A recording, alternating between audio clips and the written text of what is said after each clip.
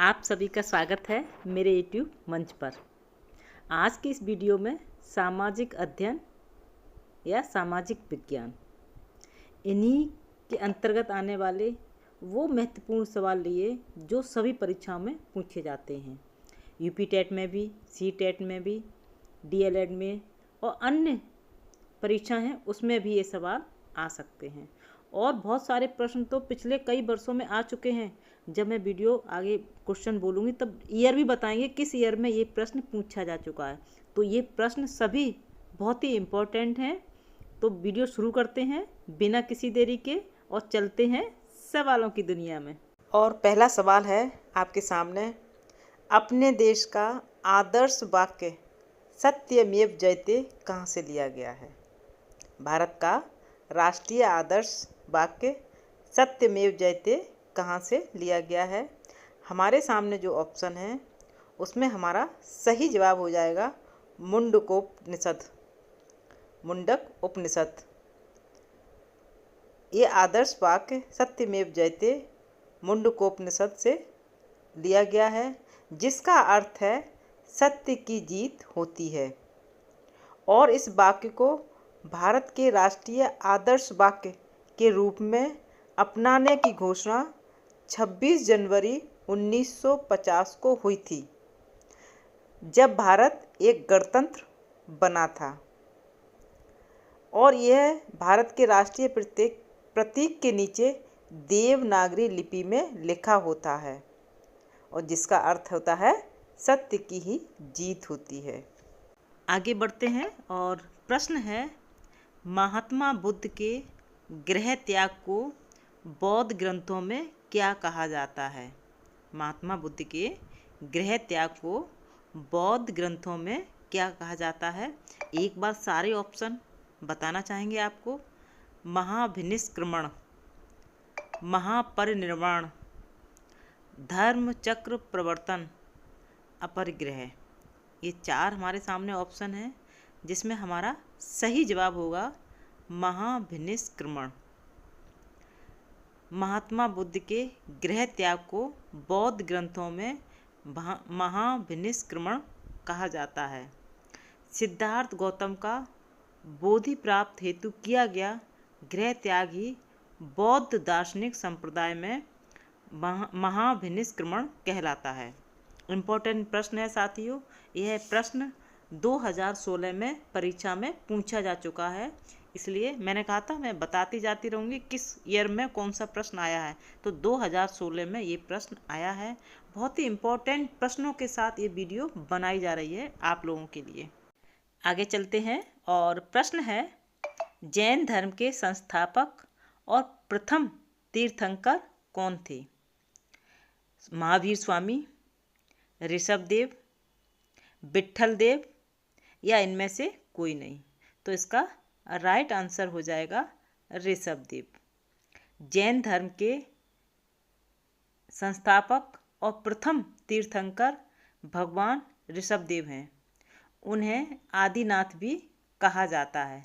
तीर्थंकर का मतलब होता है जो तीर्थ की रचना करे। अगला प्रश्न है, 21 जून की स्थिति की विपरीत स्थिति कब होती है? 21 जून की स्थिति की विपरीत स्थिति होती है 22 दिसंबर, 21 मार्च, 23 सितंबर, 10 जुलाई। तो इसमें हमारा सही जवाब हो जाएगा 22 दिसंबर। 21 जून की स्थिति की विपरीत स्थिति 22 दिसंबर को होती है। थोड़ा समझते हैं। 21 जून को उत्तरी गोलार्ध में ग्रीष्म संक्रांति होती है और जिसके विपरीत दक्षिणी गोलार्ध में 22 दिसंबर को शीतकालीन संक्रांति होती है। और ये 21, 22 या 23 दिसंबर तीनों में से कभी भी हो सकती है, लेकिन यहाँ हमारे ऑप्शन में 22 है, तो 22 दिसंबर सही जवाब है। प्रश्न है, ग्राम प्रधान किस समिति का अध्यक्ष होता है? ग्राम प्रधान किस समिति का अध्यक्ष होता है? तो इसका हमारा सही जवाब हो जाएगा ग्राम शिक्षा समिति। ग्राम प्रधान ग्राम शिक्षा समिति का अध्यक्ष होता है। आगे बढ़ते हैं और प्रश्न है, वायुमंडल के किस स्तर में सर्वाधिक मौसमी घटना घटित होती हैं? हमारे सामने कुछ पॉइंट हैं, समताप मंडल में, क्षोभ मंडल में, आयन मंडल में या फिर वायुमंडल में। तो इसका हमारा करेक्ट आंसर होगा क्षोभ मंडल में। वायुमंडल के क्षोभ मंडल में सर्वाधिक मौसमी घटना घटित होती हैं। पृथ्वी के वायुमंडल की सबसे निचली परत क्षोभ मंडल में ज़्यादातर मौसमी घटनाएं होती हैं। क्षोभ मंडल पृथ्वी की सतह से सीधे जुड़ी हुई है। क्षोभ मंडल में ज़्यादातर बादल दिखाई देते हैं क्योंकि वायुमंडल का 99% जल वाष्प यहीं होता है। परीक्षा में ये प्रश्न 2017 में पूछा गया था। इम्पोर्टेंट प्रश्न है साथियों, याद रखिएगा इसको।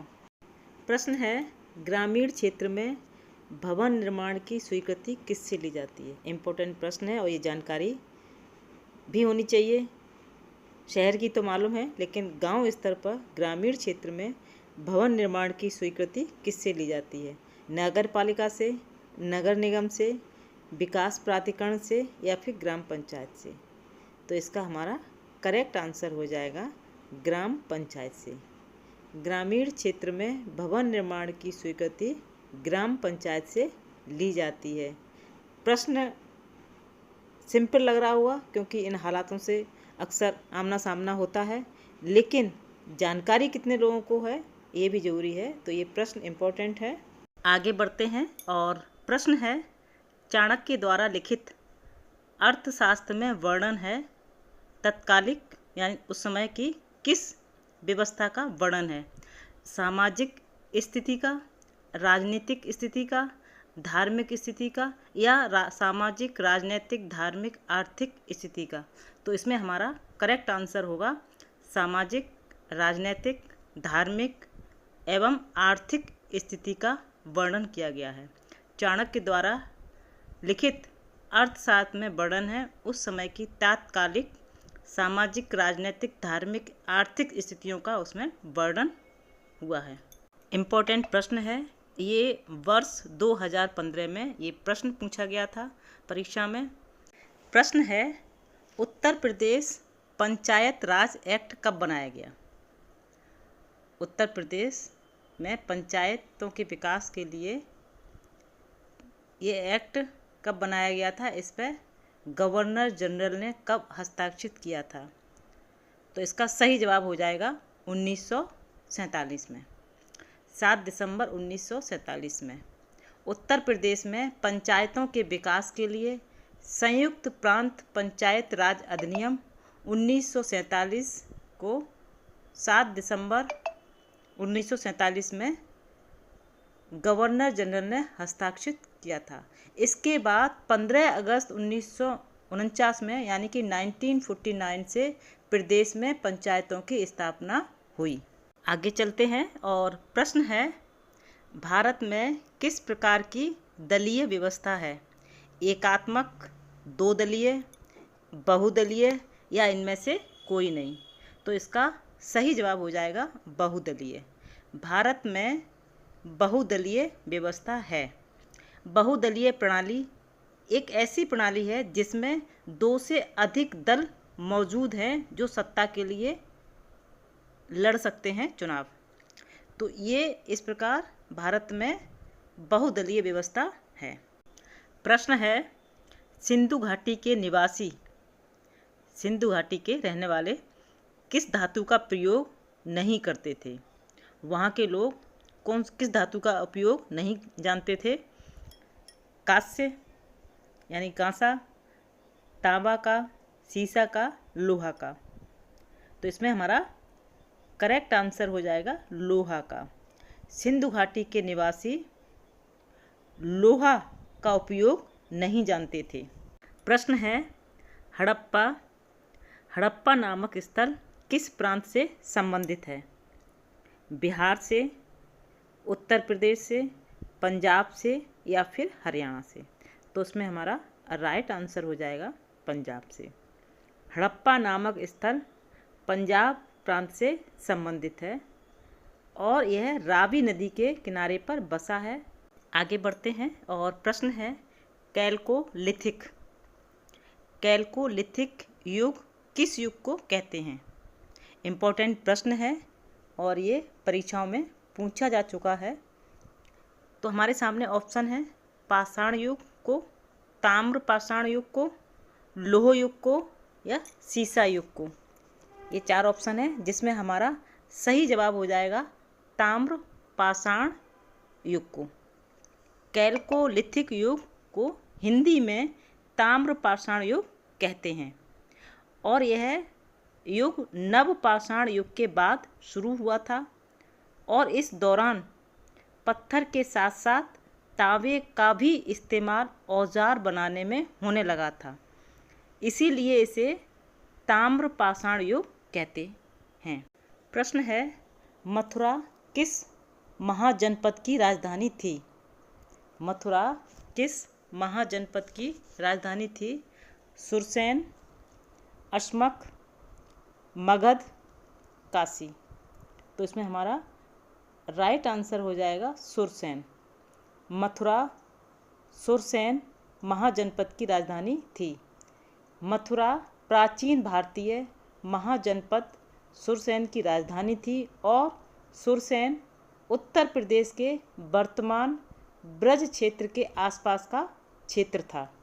आगे बढ़ते हैं और प्रश्न इम्पोर्टेंट है।